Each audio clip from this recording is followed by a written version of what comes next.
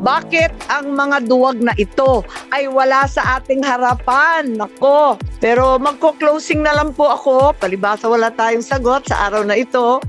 Walang dumalo sa ating pagdinig. Hindi nila dininig ang pulso ng bayan.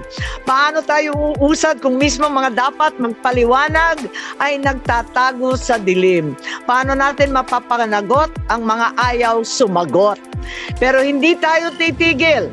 Sama-sama natin ihahatid ang mga sabpina na hinanda ko na. Kailangan kasi pirmahan ng lahat ito ng ating Senate President Chis Escudero. Kailangan pirmahan ng lahat ito pagkat absent silang lahat ngayon. Upang kanyang pirmahan, patunayan na ang Senado ay malaya at matapang na naninindigan para sa mamayan. Sambayan ng Pilipino ang masusunod. Tayong mga lingkod bayan mula barangay hanggang Malacanang ay pawang tagapagsilbi lamang. Tagapakinig na sa daing. Tagasagot sa mga tanong.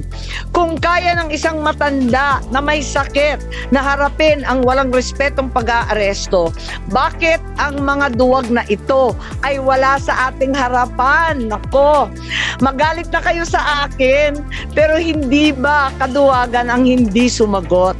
Sadyang naging duwag na nga ba ang mga Pilipino? Hindi ako papayag. Hindi rin papayag si Senator Bato.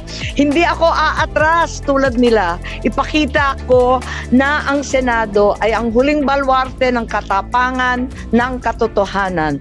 Kung ang sigaw ng sambayanan sa ICC para kay PRRD ay bring him home, ang sigaw ko sa Executive Secretary Bersamin para sa mga pinoprotektahan niya, bring them here to the Senate now. Yun lang po. Maraming salamat. With that, I suspend.